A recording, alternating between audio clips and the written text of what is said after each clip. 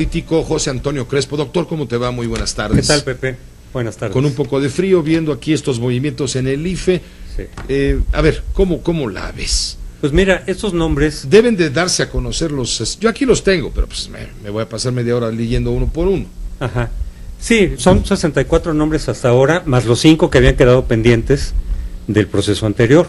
Es decir, para sustituir a Sergio García Ramírez. Sí. Como decidieron mejor pasar ese nombramiento también ahora, para nombrar a los 5 que faltan, habían quedado 5 nombres ahí que ahora se van a agregar para entrarle en este concurso. O sea, son casi 70 nombres. Son como 70 nombres.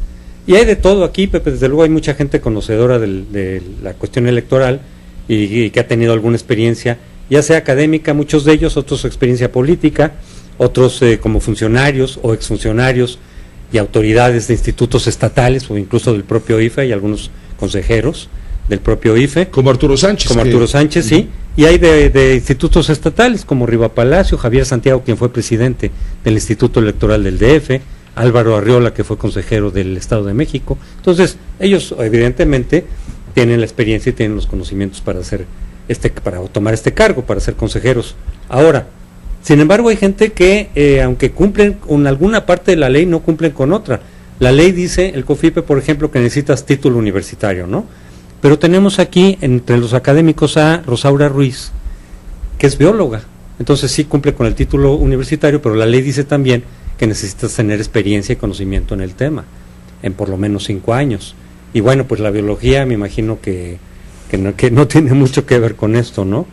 O diplomáticos, el propio Jorge Eduardo Navarrete, pues que yo sepa no tiene mucho conocimiento electoral, es un diplomático, desde luego lo fue, es un académico y tiene credenciales para ello, al mismo tiempo que otros nombres que estoy viendo ahí de diplomáticos, pero que no necesariamente han estado en el tema electoral. Entonces habría que ver ahí que cumplan estrictamente con lo que dice la ley para que no haya impugnaciones y pero todo más eso. Allá de la calidad de los personajes, que sin duda todos tienen lo suyo, está el tema de los partidos, es decir, sí, los consejeros es el problema, ciudadanos, es un eufemismo decirles consejeros ciudadanos, sí, porque en realidad ellos de alguna forma, directa o indirecta, dependen de la decisión de los grupos políticos, de los partidos políticos para estar o no estar. Sí, y siempre nos dicen en estos procesos los políticos, los partidos, nos lo vuelven a decir ahora, que van a elegir a gente idónea, imparcial, que no va a haber cuotas, y nunca cumple, Pepe, siempre, al final de cuentas aparecen las cuotas ahí, aparecen, digamos, los arreglos, los vetos, y a veces gente de primerísima queda fuera porque no responden a ningún partido, porque no responden a los intereses de ningún partido. Entonces, una vez más nos están ofreciendo algo que no han cumplido, y nos dicen también, bueno, siempre existe ese riesgo. Pues es que el riesgo viene asociado a la fórmula, que es lo que está mal. La fórmula mediante la cual se eligen a estos consejeros ha fallado una y otra vez, y no la cambian. ¿Cuál es la fórmula? La fórmula es que, además están violando la Constitución en el artículo 41, porque dicen, tiene que haber primero una amplia consulta a la sociedad, cosa que se ahorraron ahora, y ahorita directamente las propuestas surgen de las fracciones parlamentarias, pero ya se ahorraron una de los pasos que la Constitución dice que se deben de llevar a cabo. Y después simplemente dice 2/3 partes del Congreso, es decir, de la Cámara Baja. En la medida en que sean los partidos los que nombren directamente a los consejeros, vienen las cuotas y vienen los vetos, y viene esta desvirtuamiento de la figura del consejero electoral, en donde los partidos asumen que los consejeros van a ser sus representantes de partido prácticamente, o sea, de sus intereses, y a veces lo exigen así, oye, tú estás aquí por nosotros, tú tienes que votar de esta y esta otra manera, según testimonios de los propios consejeros, a veces cuando están en funciones y a veces cuando han dejado de serlo, pero esas presiones se dan. Entonces, esa fórmula es la que tendría que cambiar, y que la primera lista se sacara, como ocurre ya en otros organismos autónomos, de los propios partidos, y que surgiera, digamos, de la sociedad civil o de instituciones autónomas, en donde pudieran hacer la primera lista, el primer filtro. Pues el IFAI, Comisión Nacional de Derechos Humanos, el INEGI ha intervenido en este tipo de procesos de otras autoridades autónomas o instituciones académicas. Recordemos que en el último proceso, Pepe, se le pidió a la UNAM que diera una lista de posibles consejeros, y luego ya los partidos les ofrecieron y fueron nombrados en ese cargo, y entraron gente que a mí me parece de primera, como Lorenzo Córdoba o como María Marván, que habían sido rechazados en procesos previos cuando se aplicaba la lógica de las cuotas. ¿Por qué? Porque en efecto no responden a los intereses de ningún partido, que eso es lo que se busca, pero no es lo que los partidos quieren.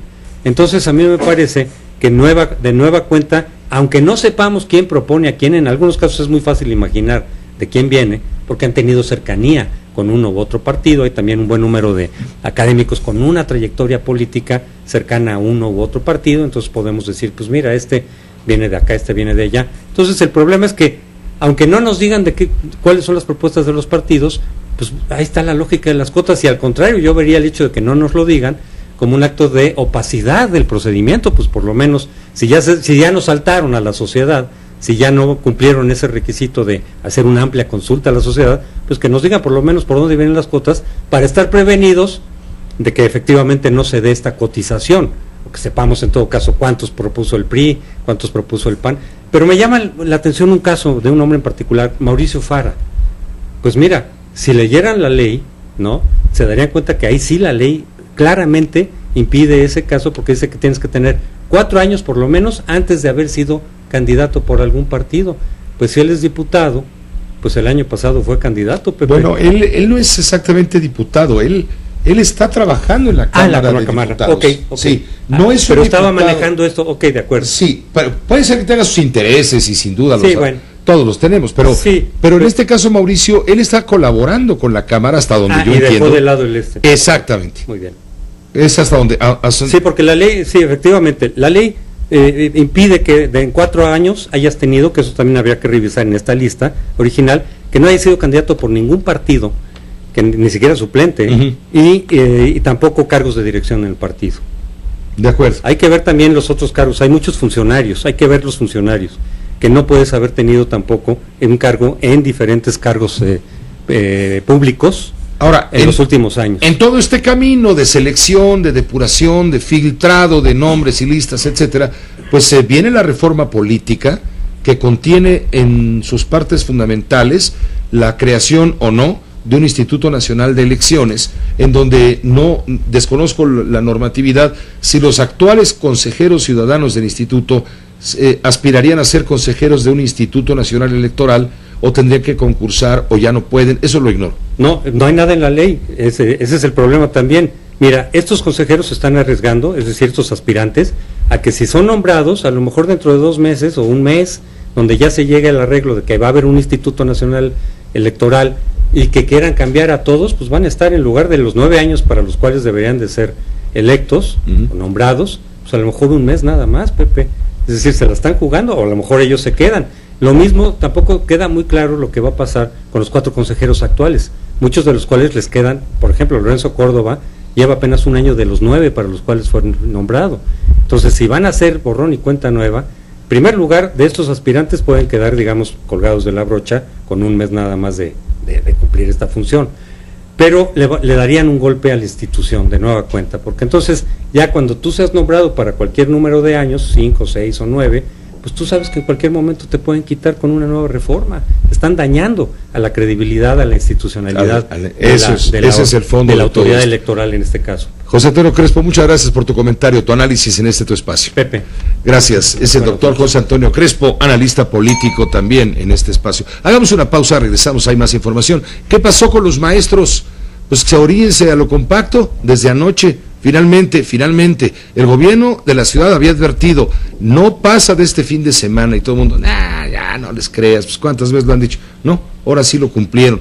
Se compactaron hacia lo compacto, dejaron libres algunas vialidades sobre Ponciano Arriaga, es más, toda la vialidad en torno al Monumento a la Revolución ya está liberada. Le tengo detalles para que esté bien informado después de una pausa.